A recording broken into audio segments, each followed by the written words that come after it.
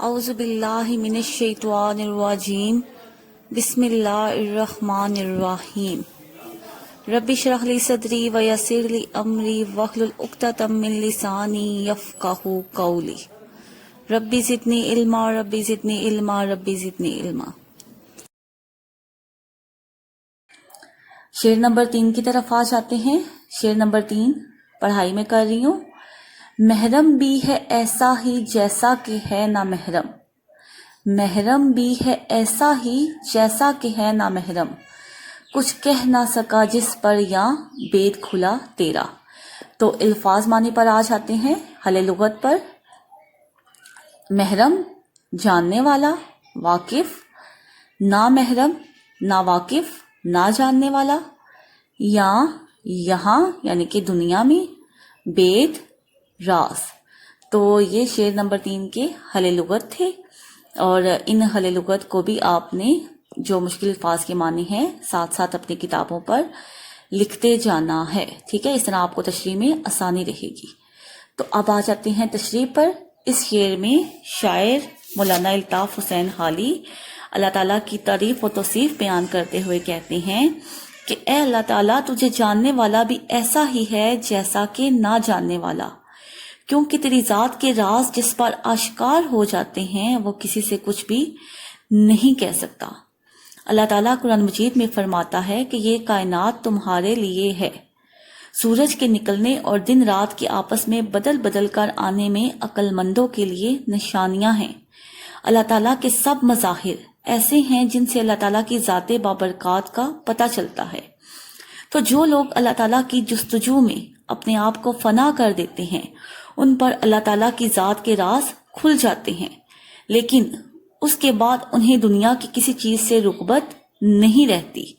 جو حق کو پا لیتے ہیں ان کے لیے دنیا جو ہے وہ بے معنی ہو جاتی ہے، بے وقت ہو جاتی ہے، ان کے آگے دنیا کسی کام کی نہیں ہوتی۔ اور جو اللہ تعالیٰ کے راز نہیں جاننے کی کوشش کرتے وہ دنیا کی رنگینیوں میں ہی کھوئے رہتے ہیں، اور اللہ تعالیٰ کی کسی نعمت سے اللہ تعالیٰ کی تعریف بیان نہیں کرتے، اور دنیا کی جو نمائش ہے اسی میں کھوئے رہتے ہیں، تو وہ اللہ تعالیٰ کے رازوں کو نہیں پا سکتے، اور وہ ہر چیز سے بیگانے ہو جاتے ہیں۔ اور اللہ تعالیٰ کی ذات ہے ہی ایسی کہ جو کسی کی سمجھ میں نہیں آتی۔ جو اللہ تعالیٰ کے رازوں کو پا لیتا ہے وہ بھی خاموش ہو جاتا ہے، وہ دنیا سے لا تعلق ہو جاتا ہے، اور جو اللہ تعالیٰ کے رازوں کو نہیں پاتا، جو اللہ تعالیٰ کے رازوں کو جاننے کی کوشش نہیں کرتا، وہ دنیا کی ہی رنگینیوں میں کھویا رہتا ہے، اور اسے اللہ تعالیٰ کے دیے ہوئی نعمتوں سے کوئی غرض نہیں ہوتی۔ شاعر نے کیا خوب کہا ہے، لاکھ پردوں میں ہے تو بے پردہ، لاکھ پردوں میں ہے تو بے پردہ، سو نشانوں میں بے نشاں تو ہے، سو نشانوں میں بے نشاں تو ہے۔ اب آ جاتے ہیں شعر نمبر 4 کی طرف۔ سب سے پہلے میں شعر نمبر 4 کی پڑھائی کر دیتی ہوں۔ جچتا نہیں نظروں میں یا خلعت سلطانی، جچتا نہیں نظروں میں یا خلعت سلطانی، کملی میں مگن اپنی رہتا ہے گدا تیرا۔ اب آ جاتے ہیں حل لغت، یعنی کہ اس شعر کے جو مشکل الفاظ کے معنی ہیں وہ آپ کو سامنے سلائیڈ پہ نظر آ رہے ہیں۔ جچتا نہیں، اچھا نہیں لگتا۔ خلعت سلطانی، شاہی لباس یعنی کہ بادشاہ کا لباس۔ کملی، چادر۔ مگن، مصروف، محو۔ گدا، فقیر۔ تو یہ اس شعر کے مشکل الفاظ کے معنی تھے۔ تو اب آ جاتے ہیں شعر نمبر 4 کی تشریح کی طرف۔ اس شعر میں شاعر کہتا ہے کہ جو شخص اللہ تعالیٰ سے لو لگا لیتا ہے اسے دنیا کے کسی انسان سے رغبت نہیں رہتی۔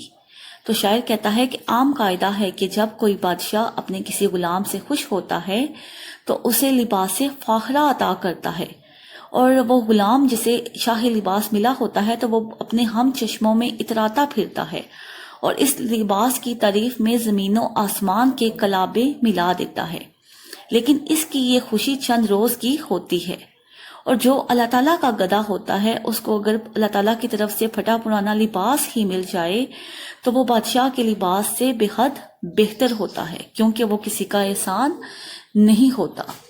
تو اس شعر میں شاعر نے سلطان محمود غزنوی جو ایک بادشاہ تھا اور ایاز اس کا غلام تھا، اس واقعے کی طرف بھی اشارہ کیا ہے کہ جسے بادشاہ مل جائے اسے اور کسی چیز کی ضرورت نہیں رہتی، ٹھیک ہے؟ تو بادشاہ جس کو مل جائے اس کو اور کسی چیز کی کیا ضرورت ہوگی؟ تو اللہ اگر مل جائے تو انسان کو کسی اور مال و دولت کی کیا ضرورت ہوگی؟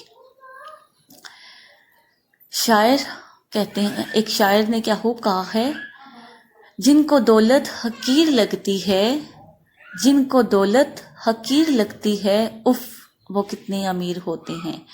کہ جن کی نظروں میں دولت کی کوئی اہمیت نہیں ہوتی، جن کی نظروں میں اللہ تعالیٰ کی اہمیت ہوتی ہے، جو حق کو پا لیتے ہیں، جن کی نظر میں حق کی اہمیت ہوتی ہے، تو وہ خود بخود ہی امیر ہو جاتے ہیں، ٹھیک ہے؟